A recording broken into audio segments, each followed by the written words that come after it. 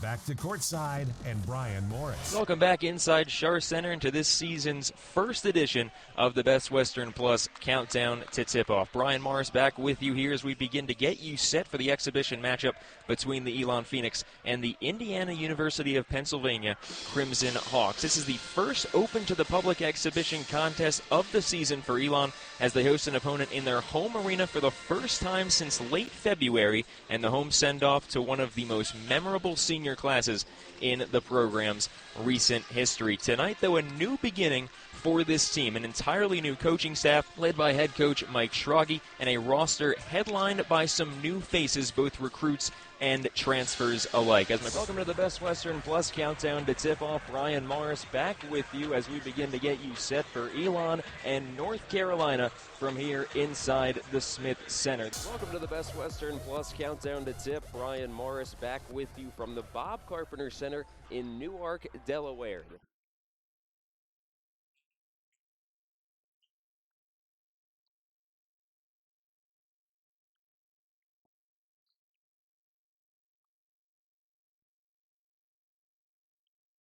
Welcome to the Best Western Plus Countdown to Tip-Off. Brian Morris with you here in Boston for our first broadcast of the new year. Thank you, as always, for joining us tonight as we bring you the second conference game of the season for the Elon Phoenix.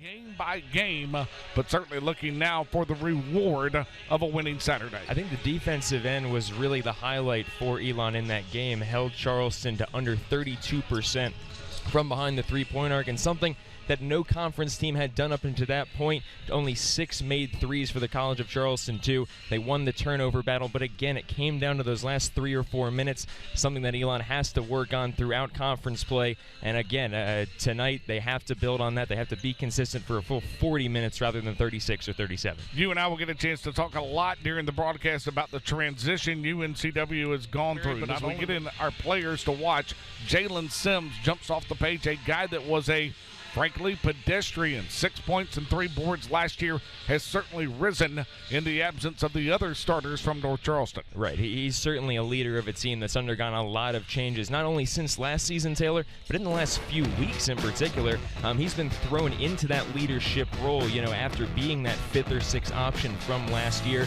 You said 14 points per game this year after just 6 last year, so he's put together a nice sophomore season for himself. On the Phoenix side of the equation, UNCW, who Simon Wright's embraced this role. Whatever this role is, whether it's the 4 or the 5, he's embraced what this challenge is. Hard to believe that's his first career double-double after missing only 2 games throughout his 3 years here, Taylor. But he really took advantage of the defense that Charleston threw at him. Sam Miller, O.C. Smart, those 2 bigger defenders, more traditional in the 4 or 5 position, use that outside shooting ability, use that ability to put the ball down and drive to the rim, get to the basket, even draw a few fouls at some points. He put so much work in over the summer on those 2 aspects of his game. It's nice to see it pay off on the stat sheet as it did 2 nights ago. We mentioned Elon finds success in conference play. Yeah, absolutely, and they certainly did that over this last road trip, not only getting their first win on the road, but their first sweep of that road trip, and the defense was really at the forefront of that. They continue that effort, Taylor.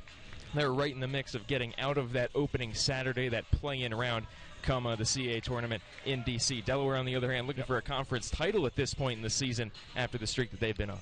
19 offensive rebounds in the 2 ball games, leading to 20 second chance points. In addition to those assists and field goals made numbers, how about the play of the 3 freshmen in the starting lineup, particularly Hunter McIntosh, Zach Irvin, and Hunter Woods? These guys have been given some sort of freedom so far to start this season that we really don't see a lot of in this league, and as a result, Coach Schrage has given them a lot of time and a lot of experience to develop very early on in their careers. And 21 points his last time out against the Dukes of James Madison. It was his 6th 20-plus point outing of the season. Obviously, a JUCO transfer, just his 2nd year with the Tigers program, and already one of the most proficient scorers to ever put on a Towson uniform. His junior season, he finished top 10 in program history history in terms of single-season scoring output, and along with Allen Beatrain in that backcourt, a lot of size at the 1 and 2 spots, Taylor, This out is of the lineup. But Chuck Hanna, throughout his 2 years here, it's funny we consider him a veteran. He's only a sophomore. Is so valuable because he knows his role and is able to fill that role to perfection. Was tasked with taking on some of that scoring load with Simon right out, and did just that. 8 points, 4 rebounds, and just his 4th start of the season. Still unsure, obviously, of the specifics of the situation tonight, but he's definitely capable of filling that void in terms of scoring the basketball.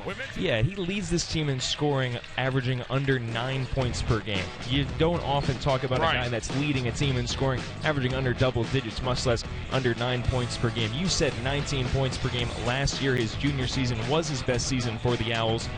But this year, a far departure from that scoring production, under 25% from the field so far this year. And his individual struggles have been sort of a microcosm for the collective struggles of this team. You mentioned the stat, 349th of the 350 qualifying Division I programs in scoring the basketball. Tonight cannot be the night that this Kennesaw State team gets that confidence back against. Right, and he might not be a player to watch for us every game on this segment, but he's certainly a guy that you have to watch out for each time out. Season high 25 points against UT Arlington. We talked about that a bit earlier. Not a career high of 35, but a season high of 25 and a high in an Elon uniform as well for the graduate transfer. 20-plus in 2 of the last 3, as you said, and 4 total games with 20 or more points this season. He's relied on so heavily on the offensive end. 6 of 8 games this year he's led this team in scoring. But the overall success of this team, Taylor, comes back to that 2nd, 3rd, or maybe even 4th option on the offensive end. It's going to be crucial to see that development from guys like McIntosh, Woods, and Zach Irvin in particular as we near conference play here in the next month. Right up top, he'll send it right back to Sheffield. The Alpharetta native sends it away to the Kinston native, Chris Wooten. Right back to Sheffield, top of the key, and good. Marcus Sheffield, his first triple on the night. Way to Reddish. Reddish now right back to Riller, about 28 feet out. Straight away down the lane, and they'll get the offensive foul called on Grant Riller. Chuck Hanna there to draw the charge in the lane. And Riller whistled for his first. It'll be the 2nd as you get a look at the replay off of Elon Sports Vision. Riller getting around Hunter Woods right there. Chuck Hanna with a great rotation off his man and draws the charge. Already making his presence felt off the stat sheet. Draws the charge right there at the other end on the offensive end. Prior to that, a nice flare screen to get Marcus Sheffield open for that top of the key 3. Speaking of Sheffield, he brings it across. 14-16 on a moving clock left to play in the opening half. Reddish moves it away to Epps, now to Riller. Riller will take it baseline, working against Woods and A.J. Desai. With the whistle, they'll get Hunter Woods with the personal. First on Woods. Becomes the 2nd on the Phoenix. Jalen McManus back to the scores table. He'll get in. And D'Angelo Epps will have a seat. Some visual frustration coming off the face of Grant Riller right there. Just uses his quickness to try and get past Hunter Woods, and Woods puts 2 hands on him. Not allowed to do that in an on-ball situation, and Riller finally gets the foul he's been looking for. Grant Riller with it in the offensive front.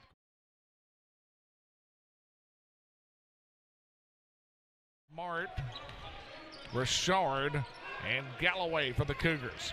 This is Reddish, foul line extended left side. The dump down to Smart, and O.C. Smart dunks it home. He's got 4. It's a pretty swing of the ball around the perimeter, and then a short pick and roll right there. O.C. Smart, the beneficiary on the catch and the easy dunk. 13. Takes it right to the elbow, left side. Now spinning, going baseline, and working against Richard. And Bill Covington's going to get Richard on the personal. They'll rule it non-shooting, and Elon will trigger. Hunter Woods just trying to back down the supposedly smaller Jalen Richard. Taylor, they list him at 6'4" and at the guard position. Right now he's guarding a 6'6" forward, and he looks to be about the same height as him. Sheffield inbounds to Pack.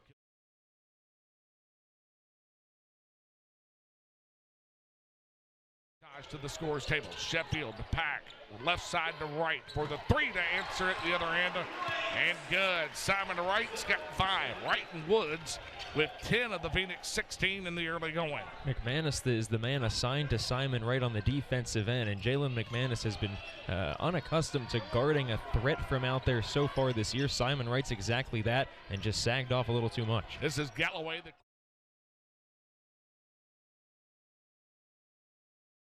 Right-handed dribble, brings it right through the center court jump circle, moves it away to Rashad. Rashad driving on the baseline. Cannot get it to go. They'll get Chuck Hanna for the personal that'll lead us to the under 12 media timeout. Elon 16 to 12. Phoenix in front by 4 with 11:04 left in the opening half. Well, something had to give on a Thursday night. Either the second best percentage three-point shooting team in the Phoenix or the top-rated defensive three-point club in the College of Charleston. 24.7% given up in conference play. And so far, Brian, Sheffield with 1, Irvin with 1, Woods with 1, and Wright with 1. Phoenix have knocked down 4 of 9 from deep, and they've come from multiple entities. And it goes back to what we were saying in our pregame segments, Taylor. 6 assists on 6 made field goals for Elon. The passing around the perimeter has been key to those open shots. All 4 three-pointers coming off assists, including the first one, which was perhaps the nicest pass. Hunter Woods finding Zach Irvin in the corner wide open. You keep doing that against this Charleston team, you're going to keep getting open looks. Chuck Hanna with the personal, by the way, sending Jalen Richard to the stripe for the 2-shot opportunity as they come out of the under 12 media timeout. Richard knocks it home. 6'4" sophomore from out of Durham, as we mentioned earlier, Charles E. Jordan High School. By the way, quick reminder, Modern Toyota in Winston, a place where confidence comes standard. Visit Jim Butler and his staff. Find out how you can experience the modern difference or visit them online at moderntoyota.com. Rashad makes them both. He'll take a breather. Galloway, McManus, Jasper, Riller, and Miller for the Cougars. It is Wooten, Wright, McIntosh, Poser, and Irvin. So Federico gets his first run of the evening. Wooten in between the circles, working against Galloway off of the right-hand dribble. He'll move it away to Poser. Poser wanted to give it to Irvin. Riller, a good job that time to deny. To Wright, to Wooten. Wooten as Galloway overplayed it, and Chris will not knock down the jumper. Well, Taylor, his freshman year, he really tried to get that mid-range shot going off the dribble. Didn't really have much success this year, though. And the limited attempts that he's had from that range, he's made the most of them, I believe. A pretty one right there. Galloway dumps it down to McManus at the other end. Count the bucket in the foul as A.J. Desai will get Federico Poser, and quickly Hunter Woods will get summoned to the scorer's table. Poser whistled for his first. It'll be team 4th. And McManus to the stripe, the back end of the three-point opportunity. Some nice camera work on the baseline here from our Elon Sports Vision crew. Didn't look like much contact going up from McManus.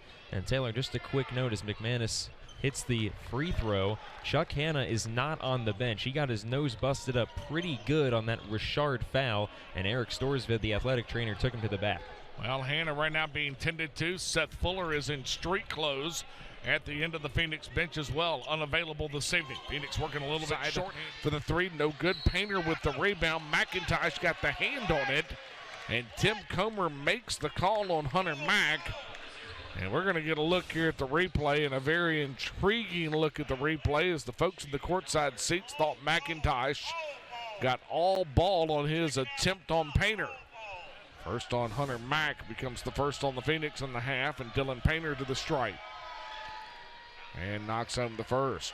No argument for McIntosh. He might have, he might know better. Obviously not a great angle there. We didn't see whether he did get part of the arm. But McIntosh seemed to agree with the call at the time. Fourth-year junior, all-state his senior year in Hershey. It's what happens when you average 23 and 14 on a nightly basis. 45-40. Delaware moves it back to a 5-point margin. Blue Hens led by as many as 11 in that opening half. Handed to Sheffield. Marcus with it off of the left wing. Up top, and Jerry Heater with the whistle. They're going to get Chuck Hanna on the offensive foul. That'll be the third on Hanna. It is the second on the Phoenix. Moving screen? Yeah, did slide the feet. It's a good call. Mutt's trying to get around it. It away from him. Marcus will hit the accelerator behind the back, going down the lane, lost a handle on it. But they'll say last touch by Anderson. It'll remain Elon basketball. Coach Rogge wanted to call on the reach across Marcus when he was driving into the lane. We see the nice angle right here. And Anderson looked like he got all ball. This is Sheffield off of the... Moves it away to Darling. Darling pitching downstairs. This is Painter with it. Block left side. Wheeling in on Hannah. Count the bucket. And the foul. Chuck's got 4. And quickly, Simon Wright to the scorer's table off of the third team foul in the half as you get a look at the replay from our friends at Elon Sports Vision. Well, Painter and Delaware really doing a great job noticing that he just got called for his third foul on the offensive end with the moving screen going right back at him in the post. Painter doing a good job going quick before that second man could come and really isolating that whole side of the floor for Painter to go to work. Painter, who on the year is back to a 5-point advantage, 48-43. This is Wright. He'll send it up top to McIntosh, and McIntosh working against Nate Darling. Tim Comer with the whistle. He'll get the native of Nova Scotia on the call. The first on Darling becomes the first. All the Blue Hens here in the half as you get a look at the replay, and Darling and McIntosh get tangled up. Darling is trying to go over that screen and stay with McIntosh. 3 from Sheffield. Yep, off of the inbounds, good. Marcus back-to-back inbounds triples. And Delaware and the Phoenix have cut what was 5 down to 2. Mutz loops it inside to Painter. Painter catching, spin move on Wright, count the bucket, and the foul. Dylan Painter has beaten both Wright and Hannah Bryan with the same move going to the block left side as you get to look at the replay. He can really, really work you down there, especially with just 1 or 2 dribbles outside of the post. The spin towards the baseline that time from Painter gets all the way around Simon Wright, and Wright can't do anything to avoid that contact as Painter went up. Welcome back inside Shar Center. Brian Morris back with you as our halftime coverage of Elon and Manhattan continues. The score at the break 31-21. The Phoenix up 10 on the Jaspers. Before we get the second half started, the main attraction of the day is the final regular season date of the CAA football Season 6 matchups taking place up and down the East Coast. Some major playoff implications and a good portion of those matchups. But we'll start with JMU at Rhode Island. JMU already secured the auto bid into the FCS playoffs. The final score 55-21. The Dukes over Rhode Island. Maine and New Hampshire has also gone final. Maine started off the season 2-5. They rattled off 4 straight wins coming into today, and with a win today, they would have made a good case for an FCF playoff spot, but instead they fall by 18, 28-10 to New Hampshire. William and Mary and Richmond also a final score. Both teams just trying to finish the season strong. 21-15. William and Mary defeats Richmond. And as for Elon, had the opportunity to spoil the Tigers' playoff chances in Johnny Unitas Stadium, and they may have just done so. 25-23, the final score. A late game-winning drive and a made field goal with less than 30 seconds left secured the Phoenix victory. We'll see the Tigers' fate tomorrow afternoon. We'll move on here. Delaware and Villanova also a final score 55-33. Villanova moves to 9-3 on the season. They're looking for a top 10 national seed in the FCS playoffs. They may have just secured that with the blowout in Philadelphia. Albany 39-24, the score at the half here inside Shar Center. Elon leads by 15, a newfound luxury for the Phoenix, at least in conference play, with the big first half lead. We welcome back our audience from both platforms as our State Farm protected halftime coverage continues. Before second half action begins, let's now take the time to look into a full night in league play, all 10 teams in action. A final score from the noon matchup in Boston, 76-74. Delaware comes away with the win in their 15th win on the year, their 5th in conference play. Nate Darling, 34 points on the day, 28 of which he scored in the second half. They dropped Northeastern to 11-10 overall and 5-4 in league play. Some halftime scores from around the CAA. Hofstra and Drexel nearly knotted at the break, 33-32. Hofstra leads on their home floor. Charleston also leading on their home floor at the half against the UNCW Seahawks. That's the travel partner matchup of the week, 35-24 inside TD Arena. And another halftime score from Williamsburg. Towson leads by 4 over the Tribe, 39-35, once again inside Kaplan Arena. William & Mary looking to remain perfect at home in league play. That about does it for our update from around the CAA, though. Updates from around the ACC and Top 25 when we come back from this commercial timeout. This is Elon Basketball from Learfield IMG College and Elon Sports Vision.